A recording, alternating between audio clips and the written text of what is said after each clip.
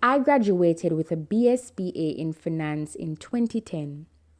I'm not saying I expected a job to be handed to me on a golden platter, but I thought I'd get a chance with reasonable effort over many months.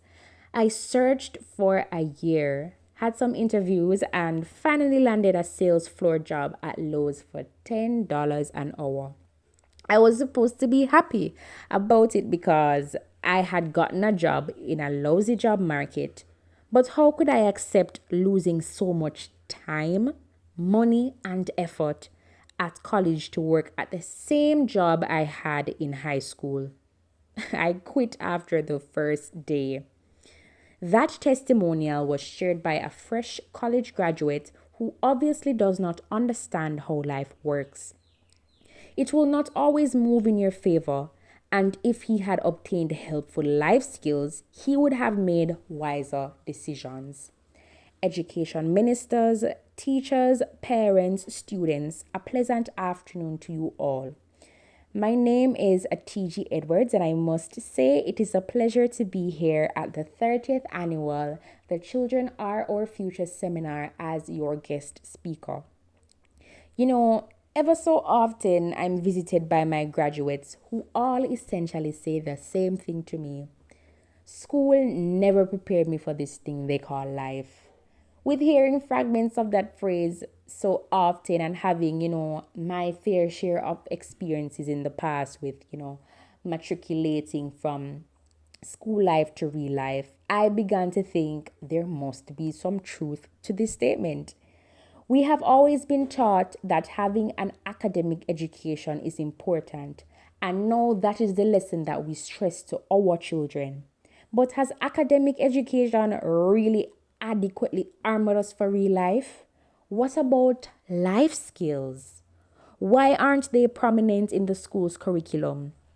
Today, I will be addressing why learning life skills in schools is important.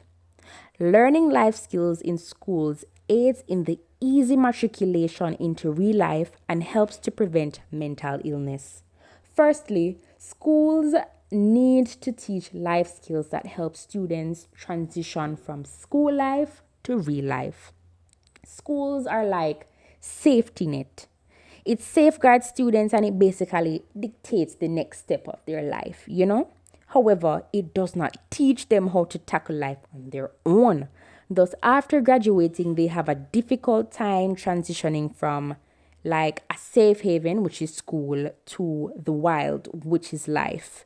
Subjects such as mathematics, science, they are taught, but how can students really apply these lessons learned to real life?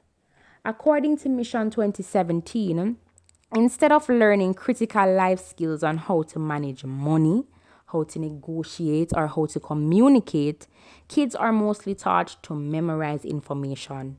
Now, you tell me, how can memorizing really help you in the real world? Life skills such as writing a resume, getting a job, paying bills, doing your taxes, those are things that need to be taught in the curriculum. Budgeting, investing, things like that should be prioritized. Many students are not aware how to do these things when they're on their own and they end up struggling and they, make a lot of common mistakes that could have been avoided. According to Maddie Wheeler, 86% of 16 to 18-year-olds stated they would like to learn about money management in the classroom so they can avoid financial mistakes when it comes to having to do them for real.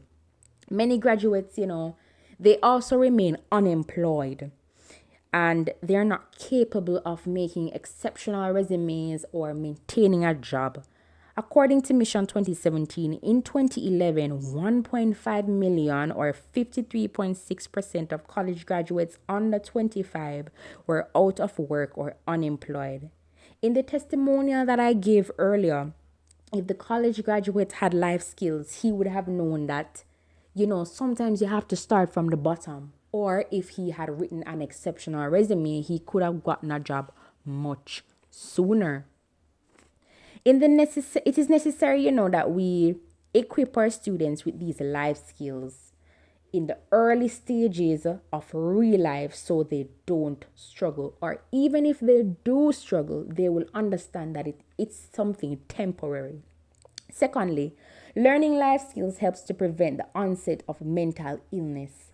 Struggling in life and not meeting one's expectation can cause depression. According to Education Life Skills, high school should be teaching life skills as mental illness is still extremely prevalent and it can occur. Youth depression is getting worse every year, and 80% of depressed teens receive little or no treatment. And having life skills really, it gears one up for the unpredictable nature of life. So, for example, let us say that I am fresh out of college, fresh out of high school, and I don't know anything about taxes. I get my first paycheck, and it's not a lot of money, especially when I weigh the amount of work that I did. Of course, it's going to affect my mental psyche. However, if I am equipped with the life skills, I would have already known prior to getting my paycheck that taxes would have been deducted. Thus, I would not have been faced.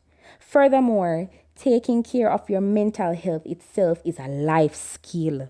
Students ought to know that. Therefore, if they do suffer from an illness, they will know how to identify it and how to treat it. According to Education Lifestyle 2018, if students had regular instruction on how mental illness works, and if they learned about it, they would learn how to better recognize it and have compassion for those experiencing it. As I close, I would like to say getting an education is not just about academics, but about the total man. We always stress to our children, if you get an education, you'll be better off in life. But many of the lessons learned are not applicable to real life. And many graduates, they leave school with 100% passes in subjects, but 0% in life skills. We cannot leave this task up to only our parents. The school plays a vital role in the makeup of an individual as well, because students spend the majority of their time at school. Incorporating more life skills in the curriculum will prove to be very beneficial as it aids in the easy matriculation from school life to real life, and it prevents mental illness. This is the end of my speech. Thank you.